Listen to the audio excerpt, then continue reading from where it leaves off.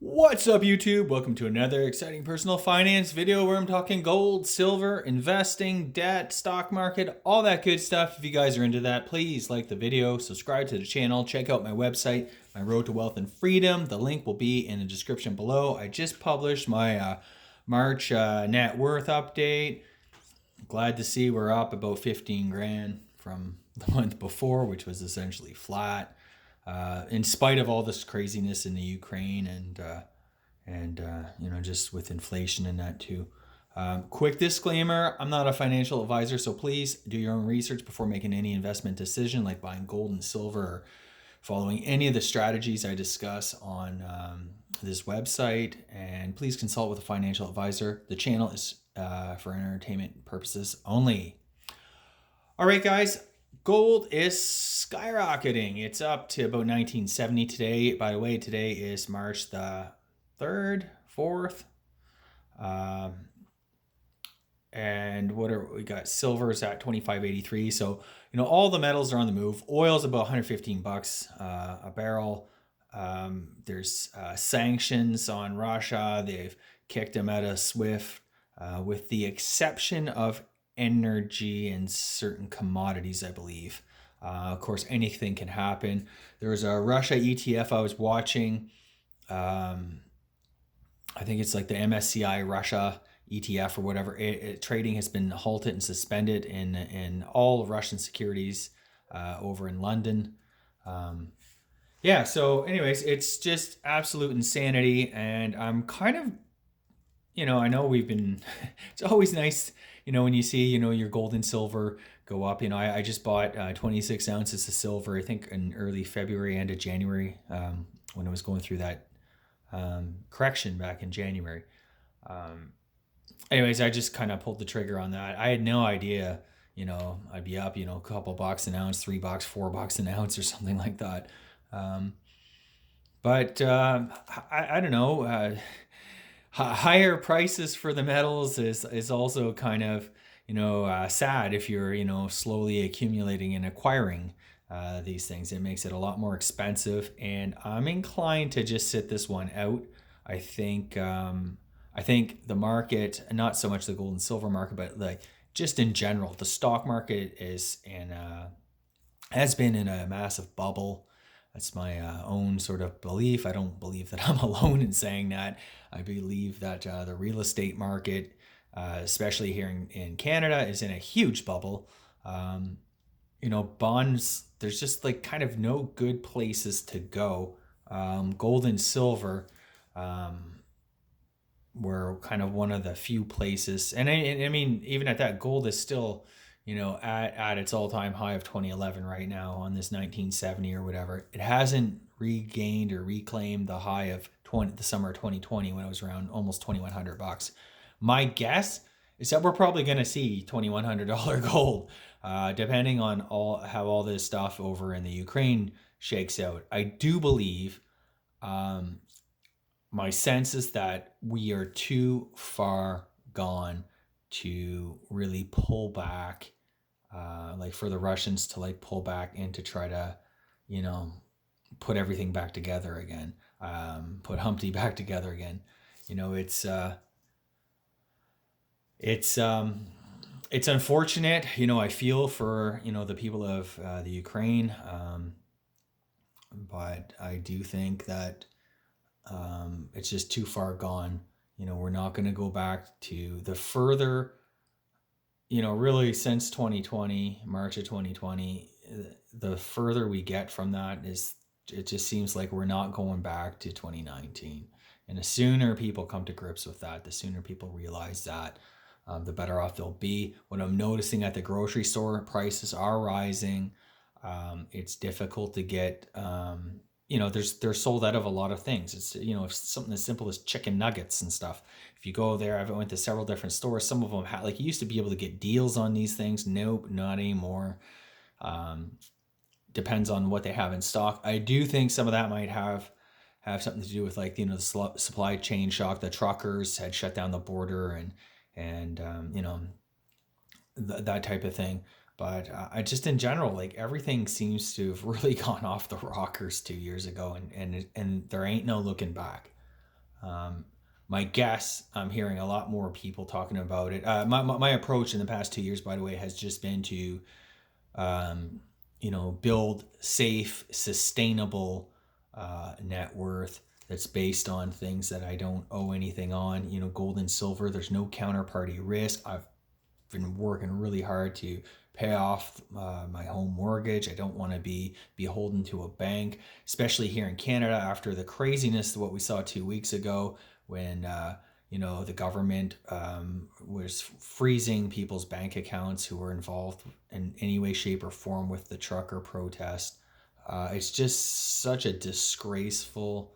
I just cannot believe this is where our democracy has come. This is how far it's gone down the toilet in the last 2 years. Be careful what you say. Don't criticize the government. It's just all sorts of stuff. I'm gonna stop myself there so I don't get kicked off of YouTube or anything like that. But I'm just throwing this stuff out there. The alarm bells should be ringing all over the place. Yet meanwhile, as I mentioned in my last video, it's all full speed ahead on the real estate market. The stocks have come under a lot of pressure lately with the whole Russia-Ukraine thing.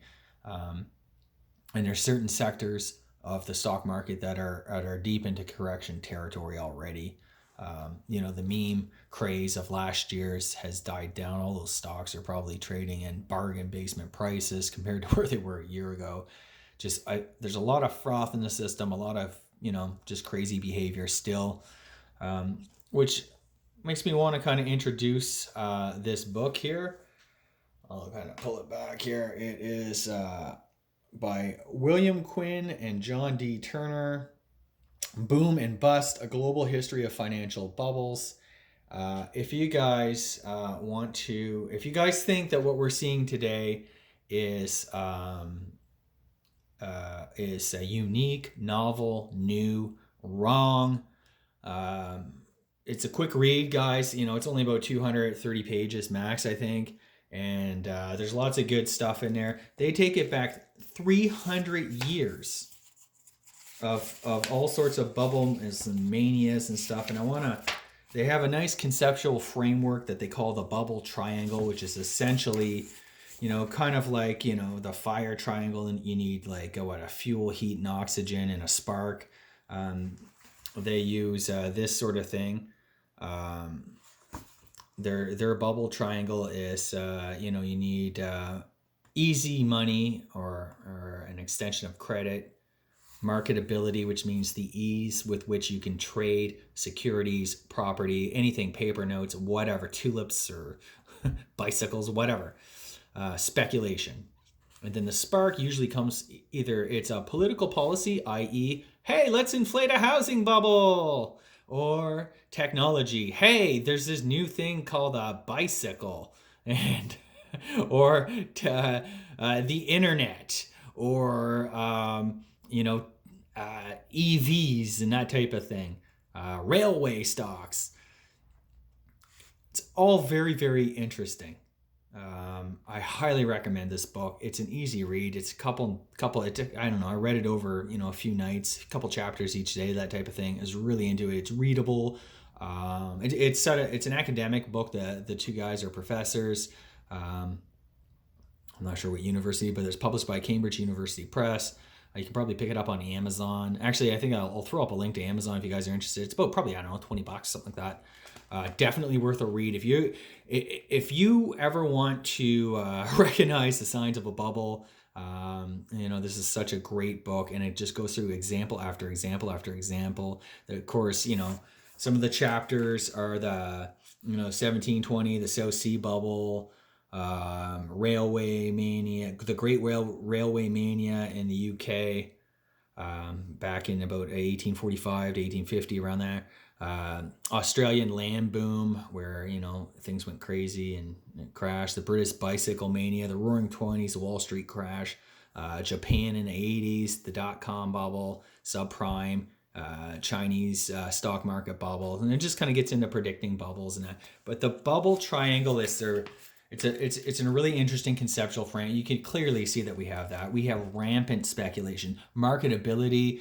Look at Robinhood. you can trade fractions of shares, you can trade options, everybody's doing it. Money, credit. I mean, the government has literally been sending paychecks to people, stimmies and all that stuff, easy credit, record low interest rates, all that stuff. And then you have, just unlimited, like, I don't know, political, there's obviously a political component to prop up the stock market, prop up the housing market, that type of thing. You can see like the technology, the EV craze, and then I would even use like technology that aids in marketability, like no fee ETF purchases. There's just no skin in the game anymore. It used to, like in the late 90s when I first opened up my brokerage account, it was $30 to buy or sell a stock, and now it's gone down to 10 on some platforms, 5 on others. But ETFs and stuff, you could buy them for free, depending on the brokerage. And even Robinhood, Wealthsimple, all those apps and stuff like that. It's just astonishing. And it just, what that does, and what this book basically affirms, is that it sucks in everybody, and especially the low to middle class people. They get in on these schemes of get rich quick, and it's just absolute mania and speculation. Even in the crypto space. Anyway, I could go on forever. I would encourage all of you guys to do some reading. I find reading. I'm getting into reading more and more. My goal this year was to read at least five new books, and I started with Diplomacy, which is a great kind of political, geopolitical type of history. I mentioned that in my last video. This boom and bust, this going through the history of bubbles and stuff. If you want to learn about the world around us, especially if you're interested in investing, and I mean, the future is always unknowable, but there are certain patterns in history that I don't want to say that they repeat, but they often rhyme. And usually, like, it seems to be mankind's folly that we always fall into these, debt traps, geopolitical struggles and stuff. Even back to in ancient times, ancient Rome and ancient Greece, all the city-states fighting amongst each other. And these things have all happened before with very predictable results. And it's just a matter, are we saying that we are different? 100 years ago, there was new technology. They were launching, new battleships, the dreadnoughts, and preparing for World War One. And, this time was going to be different. Wars weren't going to, be that devastating, and it will be over before Christmas and all this stuff. And look at what happens. Every generation thinks that they know more than the last, and it's just such a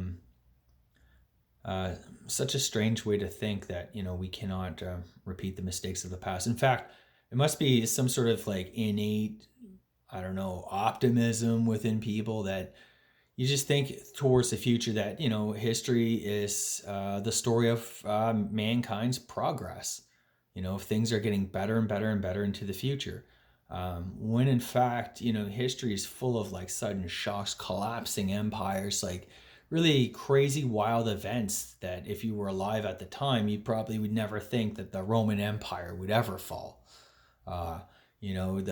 The Nazis in the 30s thought that there would be 1,000-year Reich and stuff, and it lasted about 15 years and completely destroyed much of Europe. So it's just kind of I don't know, it's just kind of comical how all these things sort of work out. But I want to just kind of move on from that for a minute, and I have an announcement to make. As you know, I am a huge coin fanatic. I love the history behind coins and stuff. I love gold and silver. That's kind of how I got into gold and silver, was through coin collecting and stuff. And I really like iconic pieces from the past. And I'm especially partial to some of the pre 33 US gold. And I did manage to pick up a $2.50 Indian head gold piece. It's a 1911. I'm really excited. I haven't received the delivery yet, but when I do, you can bet I'm going to be showcasing that thing. I mean, it's the size of a dime, so it's like puny and minuscule. I think it's 0.125 ounces of gold in it, so it's basically nothing. But it's just a really interesting design. I love the design. I love it's an ink use. Most coins are stamped, and um, there's a rim, and that protects the design on the coin. But an ink use coin is one that's actually punched inwards. I've never seen. I saw there's some silver maples that have an incuse design, and I even think that there was a gold maple made that had that incuse thing, but they were like kind of like there was a huge premium on them. It's the collector coin basically, so it might be an ounce of gold, but it might be like $4,000 or something crazy. But anyways, I just thought this was really cool. I love the history. Definitely love the design of some of the pre 33 US gold, and it's an incuse. So yeah, I'm really excited to receive that. I'm gonna for sure showcase it to you guys, and yeah, I guess I'm really interested in the old gold, primarily because in Canada we really didn't have any gold coins circulate for very long. You might have seen a few. I don't know how many videos ago I have $5 gold coins from 1914. And it was part of the Bank of Canada hoard a few years back. I think 2012 they found all these gold coins. I think the Canadian Mint, or I don't know what mint it was, started producing these gold coins from 1912 to 1914. There was a $5 gold coin and a $10 gold coin. So the $5 gold coin was about a quarter ounce of gold, the $10 a half ounce. And the interesting thing about that, as I was thinking, as I was looking at the US pre-33 stuff, is that at that time, the US also had, a $5 gold coin. It was that gold Indian head, or it's called a half eagle. And the one I bought is the quarter eagle. So there's a half eagle that was a $5 value, again, about a quarter ounce of gold. And there's an eagle, which was a $10 gold coin. And so, really our money was at par way back when on the gold standard pre-World War One. It's kind of interesting and kind of neat to kind of think about, right? So anyway, I'm kind of excited to see that. But my point was that, we only had literally 6 gold coins that circulated in Canada. I mean, there were sovereigns, I guess. But in terms of like legal tender or whatever, it was, just those gold coins. And they didn't circulate for very long. World War One broke out. Everybody went off the gold standard. And those coins just got sucked up into vaults at the Bank of Canada. And never to be seen again until they decide to melt them all down and sell the best ones to the public a few years back. So something interesting, something unique and neat. A little bit of history bites there. Anyway, so going on, carrying on, I guess, with this whole Ukraine thing, like the Russian energy exports and that. That's one of the reasons, that I invested heavily in oil stocks during the lows in October 2020. It was just too cheap to ignore, and never in my wildest dreams would I have expected. A, I did not foresee that we'd have that Pfizer Monday, and then all of a sudden energy stocks would start surging again. And then B, the whole reopening, the demand, the tightness of supply in the market, and now all these geopolitical things that are happening that are driving up the price of energy. Never in my wildest dreams did I expect that the recovery would be so sudden, and it would literally, we're seeing a huge surge. And we are seeing also record high inflation. Every month we see these inflation prints, and it's just higher and higher and higher and higher. Bank of Canada has raised a quarter point The U.S. Fed, I understand, will be coming out soon to raise, I think, about a half percentage, something like that, 50 basis points. Um, I'm not sure that that's going to be enough to kind of, you know, tame inflation. Well, I know for a fact it's not going to tame inflation. But the interesting thing will be to see what happens to the stock market, because we are still, even though it's come off, the market is really, really shaky. I find we're up 600 points on the Dow, we're down 600 points. Any given day we're up or down 2-3%. Um, and I feel like these are all kind of like these sudden moves, these crazy moves that we're seeing. It's all kind of, to my mind, I feel like this is what happens during, like, right before a market crash. The herd doesn't know which way to go. It's going all over the place, hanging on every headline. And I've said this before. I've got a huge portion of my assets just sitting in cash. As unpopular that is, that gives you a lot of options. I think we are massively overvalued on a lot of metrics. And I do think, the end of easy money and high inflation is going to be really, really tough. Where's the growth in that? Where's the, Goldilocks economy? It's not going to be there. And I definitely want to be prepared. And I'm just even thinking about that platinum ounce that I picked up uh, just before Christmas. That thing's up, I don't know, 300-400 bucks just in that amount of time. I guess Russia is a major supplier of platinum, palladium, that. But all of these things that we've kind of forsaken, not we as in stackers and investors and stuff, but like, the broader investing community is for sure, turned their back on, the commodity sector for the last 10 years. And it's been struggling. And now, we're in this commodity bull. What looks to be shaping up as some sort of bull run, and after being down for all those years, right? Um, the last time this happened, it caused a major, major recession. A lot of people now are calling for stagflation. Um, Through it all, I'm just trying to, keep my head straight. If gold takes another big dive, I mean, who knows if this all kind of clears up and goes away, all the geopolitical stuff, and they start raising rates and spooks the market, and the market is down, 30-40%. Maybe then gold, silver, will once again, gold especially will be, 1700 or something like that, or less.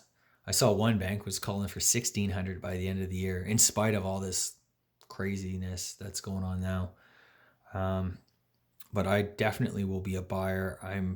My plan is to, slowly keep continuing to accumulate gold and to a lesser degree silver, and just as a big diversifier for everything else, right? And I don't want to hold it in the banking system after the crap that we saw earlier this month. I'm definitely not going to be doing that. Um, I think people really need to start to wake up and realize that, we need to protect ourselves. I'm not trying to, be a fear monger or it's all going to shit. It's the end of the world. It's not, but I do think that people really need to protect themselves, because when these type of events have happened before in history, it hasn't been very good. And gold most of the time does nothing. I'm not going to get into the whole manipulation thing, but it's just there. And on during uncertain times, during kind of the worst periods, and like on the stock market and in the economy and that, you're going to be happy to have some of this kicking around. And just look at what it does. When the market's down, gold's up. Bitcoin's down, but gold is up. Geopolitical problems, well, the metals go up on that. Inflation, it's there. If we get deflation, it's probably going to hold up a lot better than a lot of other assets. So I'm not saying to put everything into gold and silver, but considering most people they're either all in on real estate or all in on a combination of real estate and traditional investments like stocks and stuff. Um, it's worth having something that's kind of outside of the system, that is truly a different asset class and a diversifier. But anyways, I've gone on a little bit too long once more. I hope you guys enjoyed the video. Please stay tuned for my upcoming video where I'm going to show off that 1911 Quarter Eagle. That's it today, guys. Please like the video, subscribe to my channel, check out my website, My Road to Wealth and Freedom. The link is in the description below. Take care.